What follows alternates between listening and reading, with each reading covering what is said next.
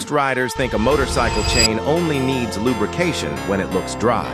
That's actually a mistake. After a long ride, heat and friction reduce the chain's protection, even if it still looks clean. Keeping your chain properly lubricated can make it last much longer and improve your bike's performance. And here's something even more important. A worn or poorly maintained chain can reduce power transfer and wear out your sprockets much faster, turning a simple maintenance job into an expensive repair.